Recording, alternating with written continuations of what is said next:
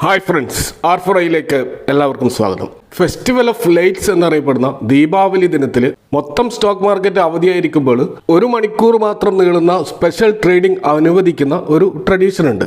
ഈ ഒരു tradition Bombay stock എക്സ്ചേഞ്ചിൽ 1957 ആരംഭിച്ചതാണ്. പിന്നീട് നാഷണൽ സ്റ്റോക്ക് എക്സ്ചേഞ്ചിൽ അവരും അഡോപ്റ്റ് ചെയ്തു.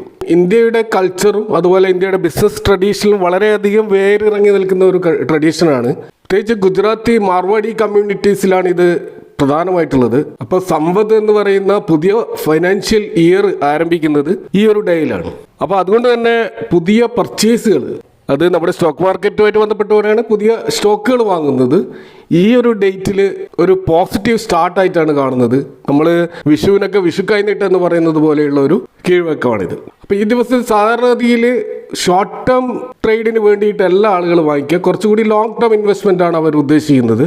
ഇപ്പോൾ ചിലർ അവരുടെ കുട്ടികൾക്ക് വേണ്ടി സ്റ്റോക്കുകൾ വാങ്ങുന്നത് ഈ ദിവസങ്ങളിലാണ്. അപ്പോൾ സാധാരണഗതിയിൽ ഈവനിങ് ആയിരുന്നു ഈ ഒരു 1 അവർ ട്രേഡിംഗ് ഉണ്ടായിരുന്നത്. അത് ഈ വർഷം കാണുന്നത് ഉച്ചയ്ക്ക് 1:45 മുതൽ 2:45 വരെയാണ്. ആ ഒരു മണിക്കൂറിലാണ് നമുക്ക് സ്റ്റോക്കുകൾ വാങ്ങാനും വിൽക്കാനും മറ്റ് എല്ലാ നോർമൽ ട്രേഡിങ്ങും ഒക്കെ ചെയ്യാൻ പറ്റുന്ന ഒരു 1 അവർ ട്രേഡിംഗ്. അപ്പോൾ നമ്മൾ ഹിസ്റ്റോറിക്കലി പരിശോധിച്ച് കഴിഞ്ഞാൽ പൊതുവെ മുഹൂർത്ത് ട്രേഡിങ്ങിൽ പോസിറ്റീവായിട്ടാണ് നിഫ്റ്റി ക്ലോസ് ചെയ്യാറുള്ളത്. ഇപ്പോൾ കഴിഞ്ഞ 10 വർഷത്തെ മുഹൂർത്ത് ട്രേഡിംഗ് ഡേയിൽ നിഫ്റ്റിയുടെ പെർഫോമൻസ് നമുക്ക് ഈ ചാർട്ടിൽ കാണാം. നിങ്ങൾക്കത് പോസ് ചെയ്തുകൊണ്ട് നോക്കാവുന്നതാണ്.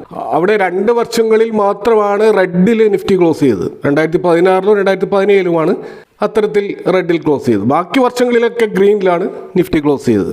ഏകദേശം 0.23% മുതൽ 0.88% വരെ ഈ ദിവസങ്ങളിൽ ഒരു പോസിറ്റീവ് മൊമെൻറ്റം നിഫ്റ്റിയിൽ ഉണ്ടായിട്ടുണ്ട്. ഇപ്പോൾ ഒരു ആവറേജ് നോക്കുകയാണെങ്കിൽ 0.5% ഒരു മോശമല്ലാത്ത ഒരു റാലി ഈ ഡേയിൽ നടന്നതായിട്ടാണ് ഹിസ്റ്റോറിക്കലി കാണാൻ കഴിയുക. അപ്പോൾ അതുകൊണ്ട് തന്നെ ഈ ദിവസങ്ങളിൽ ദീപാവലി പിക്സ് സ്റ്റോക്കുകൾ സെലക്ട് ചെയ്യുക എന്നുള്ളത്, അതിനുവേണ്ടി പല ബ്രോക്കറേജ് ഹൗസുകളും ധാരാളം സജഷൻസ് നൽകുന്നത് കാണാം. അപ്പോൾ അത്തരം സ്റ്റോക്കുകൾ നമുക്ക് പഠന വിധേയമാക്കാവുന്നതാണ്. ഇത്തരത്തിൽ ചില സ്റ്റോക്കുകൾ കൂടുതലായിട്ടുള്ള റിസർച്ചിന് വേണ്ടി സമർപ്പിക്കുകയാണ്. ഇതൊരു ബൈങ് റെക്കമെൻഡേഷൻ അല്ല.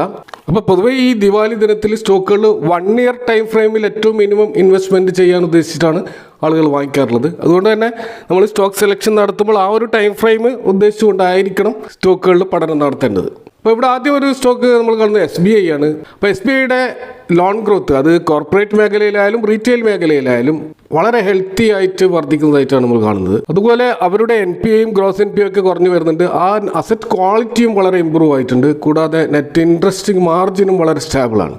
അതുകൂടാതെ ഡബിൾ ഡിജിറ്റ് ഏർണിങ്സ് ഗ്രോത്ത് അവർ കഴിഞ്ഞ ക്വാർട്ടറിൽ പ്രകടിപ്പിച്ചിരുന്നു. കൂടാതെ നമുക്കറിയാം, മെഗാ മെർജറിലൂടെ PSU ബാങ്കുകൾ രണ്ടും ചുരുങ്ങുകയാണ്. അപ്പോൾ അതിലൊരു പ്രധാനപ്പെട്ട ബാങ്കായി മാറാൻ പോകുന്നത് SBI ആണ്. SBIയിൽ പല ബാങ്കുകളും വന്ന് ലയിക്കാനുള്ള സാധ്യതയുണ്ട്. അപ്പോൾ ആ സമയത്ത് തീർച്ചയായിട്ടും ഇതിൻ്റെ ആ ഒരു ബിസിനസ് സ്കെയിൽ ഇമ്പ്രൂവ് ആവും, അതിൻ്റെ മാർക്കറ്റ് ഷെയർ ഇമ്പ്രൂവ് ആവും. കൂടാതെ എഫിഷ്യൻസിയും കൂടുതൽ സ്ട്രോങ് ആയിട്ടുള്ള ഒരു കോമ്പറ്റേറ്റീവ് പൊസിഷൻ വേൾഡ് വൈഡ് ആയിട്ട് തന്നെ ഈ ബാങ്കിന് ഉണ്ടാവാൻ സാധ്യതയുണ്ട്. അതുകൊണ്ട് തന്നെ ഈ ഒരു ബാങ്ക് തീർച്ചയായിട്ടും നമ്മൾ പരിഗണിക്കാവുന്ന ഒരു ബെറ്റാണ്. രണ്ടാമത് നോൺ ബാങ്കിങ് ഫൈനാൻഷ്യൽ സെഗ്മെന്റിലുള്ള ടാറ്റ ക്യാപിറ്റലാണ്. ഈ അടുത്ത കാലത്താണ് ലിസ്റ്റ് ചെയ്തിട്ടുള്ളത്. ഇതിന്റെ പ്രധാനപ്പെട്ട ഒരു സ്ട്രെങ്ത് എന്ന് പറയുന്നത് ടാറ്റ എന്നുള്ള ആ ഒരു ട്രസ്റ്റഡ് ബ്രാൻഡാണ്. അപ്പോൾ ബാങ്കുകളെക്കാൾ വളരെ നന്നായിട്ട് പെർഫോം ചെയ്യുകയാണ് പല നോൺ ബാങ്കിങ് കമ്പനികളും.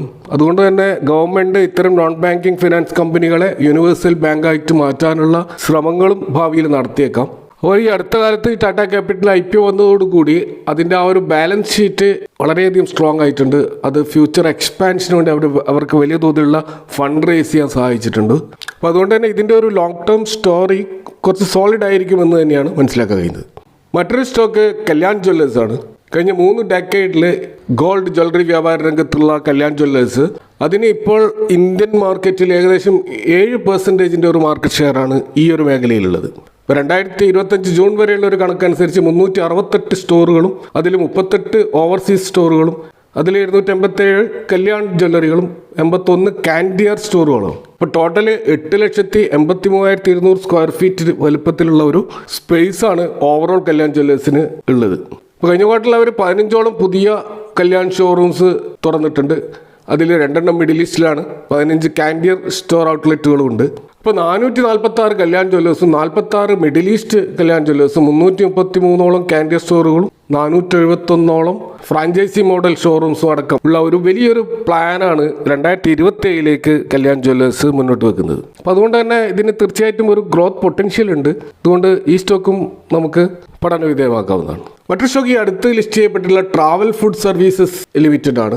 എയർപോർട്ടിലുള്ള ക്വിക്ക് സർവീസ് റെസ്റ്റോറൻറ്റുകളും ലോഞ്ച് സെക്ടറുകളിലും ലാർജസ്റ്റ് നെറ്റ്വർക്കുള്ള ക്വിക്ക് സർവീസ് റെസ്റ്റോറൻറ്റ് ചെയിനാണ് ട്രാവൽ ഫുഡ് സർവീസസ്. അപ്പോൾ വളരെ സ്ട്രോങ് ആയിട്ടുള്ള ഒരു റവന്യൂ ഗ്രോത്തും പ്രോഫിറ്റ് ഗ്രോത്തും ഹെൽത്തി ആയിട്ട് റിട്ടേൺ ഓൺ ഈക്വിറ്റിയും റിട്ടേൺ ഓൺ ക്യാപിറ്റൽ എംപ്ലോയിഡും കാണിക്കുന്ന ഒരു സ്റ്റോക്കാണിത്. അപ്പോൾ ഇവരുടെ എയർപോർട്ട് അതോറിറ്റീസുമായിട്ടുള്ള ലോങ് ടേം റിലേഷൻഷിപ്പ് നമുക്ക് കാണാൻ കഴിയും.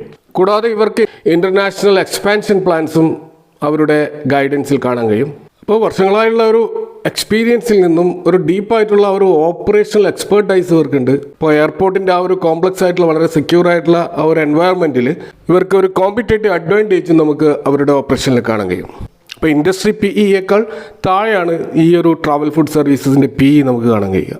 അടുത്ത ഒരു സ്റ്റോക്ക് വലിയ റാലി നടന്നിട്ടുള്ള മൾട്ടി ബാഗർ റിട്ടേൺ നൽകിയ PG ഇലക്ട്രോപ്ലാസ്റ്റ് എന്ന് പറയുന്ന സ്റ്റോക്കാണ്. ഇന്ത്യയിലെ PLI സ്കീമിന്റെ ഏറ്റവും വലിയൊരു ബെനിഫിഷ്യറി ആയിട്ടുള്ള ഒരു സ്റ്റോക്കാണിത്. പ്രത്യേകിച്ച് കൺസ്യൂമർ ഡ്യൂറബിൾസ് ബ്രാൻഡ്സിൽ കാര്യമായ പ്രസൻസ് ആണ് ഈ സ്റ്റോക്കിനുള്ളത്. അപ്പോൾ ഇന്ത്യയിലുള്ള ആ ഒരു ഡിമാൻഡ് മൊമെൻറ്റം പ്രത്യേകിച്ച് ഇന്ത്യൻ മാനുഫാക്ചറിംഗ് മാർക്കറ്റിൽ വളർന്നു വരികയാണ്. അപ്പോൾ അതുകൊണ്ട് തന്നെ സോളിഡ് ആയിട്ടുള്ള ഒരു മീഡിയം ടേം സ്റ്റോറി ആയിട്ട് ഈ ഒരു PG ഇലക്ട്രോപ്ലാസ്റ്റ് മാറാൻ സാധ്യതയുണ്ട്. അതുകൊണ്ട് ഈ സ്റ്റോക്ക് നമുക്ക് പഠന വിധേയമാക്കാവുന്നതാണ്. മറ്റൊരു സ്റ്റോക്ക് ഡോംസ് ഇൻഡസ്ട്രീസ് ആണ്. ഇപ്പോൾ നിലവിലുള്ള ഒരു GST റേറ്റ് റിഡക്ഷനുമായി ബന്ധപ്പെട്ട് ഇവരുടെ ആ ഒരു സ്റ്റേഷനറി പ്രൊഡക്റ്റുകൾക്ക് വലിയ തോതിലുള്ള പ്രൈസ് റിഡക്ഷൻ ഉണ്ടാകും. അതുകൂടാതെ ഇവരുടെ ബേബി ഹൈജീൻ പ്രൊഡക്റ്റുകൾക്കും ആ 12% നിന്ന് 5% ആയിട്ട് GST കുറഞ്ഞിട്ടുണ്ട്. അപ്പോൾ ആ രീതിയിൽ നോക്കുമ്പോൾ ഒരു കൺസംഷൻ ഡിമാൻഡ് വർദ്ധിക്കുമ്പോൾ നല്ല തോതിൽ കയറാൻ സാധ്യതയുള്ള ഒരു സ്റ്റോക്കായിട്ടാണ് നമുക്ക് ഡോംസ് ഇൻഡസ്ട്രീസ് കാണാൻ കഴിയുന്നത്. അപ്പോൾ ഈ സ്റ്റോക്ക് നമുക്ക് കൂടുതൽ പഠന വിധേയമാക്കാവുന്നതാണ്.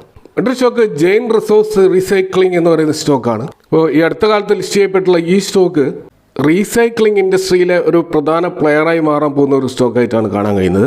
ഇവരുടെ ഒരു സ്ട്രോങ് ഫൈനാൻഷ്യൽ പെർഫോമൻസും കൂടാതെ ഇവരുടെ കടം കുറച്ചു കൊണ്ടുവരുന്നതും ഒരു പോസിറ്റീവ് സൈനായിട്ട് കാണാൻ കഴിയും.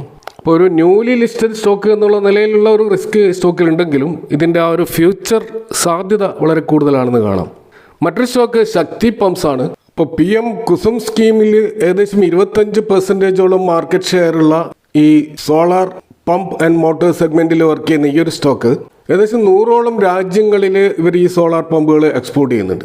500ഓളം ഡീലേഴ്സും 400ഓളം സർവീസ് സെൻറ്റേഴ്സും ഇന്ത്യയിലും കാണാൻ കഴിയും. അപ്പോൾ ഏകദേശം 1200-ലധികം പ്രൊഡക്റ്റുകൾ പല വെറൈറ്റി സെഗ്മെൻറ്റിൽ നമുക്ക് ഇവരുടെ ഇത് കാണാൻ കഴിയും.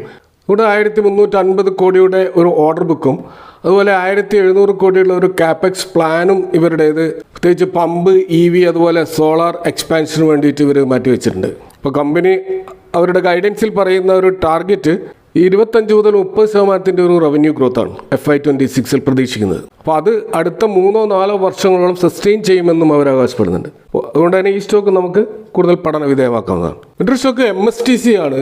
ഈ ഓപ്ഷൻ അതുപോലെ ഈ പ്രൊക്യൂർമെൻറ്റ് സ്പേസിൽ പ്രത്യേകിച്ച് ഗവൺമെൻറ് ഡിപ്പാർട്ട്മെൻറ്റുകളും PSUസിൻ്റെയും പ്രൈവറ്റ് ക്ലയൻസിൻ്റെയും ഒക്കെ ഇത്തരം വാങ്ങൽ വിൽക്കൽ ഓപ്ഷൻ പ്ലാറ്റ്ഫോമാണ് MSTC എന്ന് പറയുന്നത്.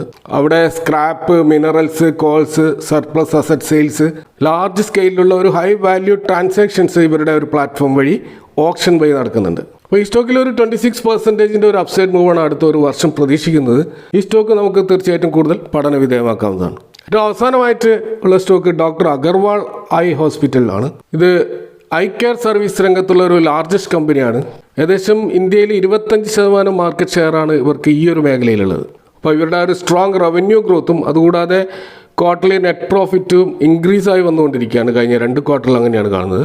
അപ്പോൾ ഈ ഹോസ്പിറ്റലിൻ്റെ ആ ഒരു ക്ലിനിക്കൽ എക്സലൻസ് വളരെ ഔട്ട്സ്റ്റാൻഡിംഗ് ആണ്.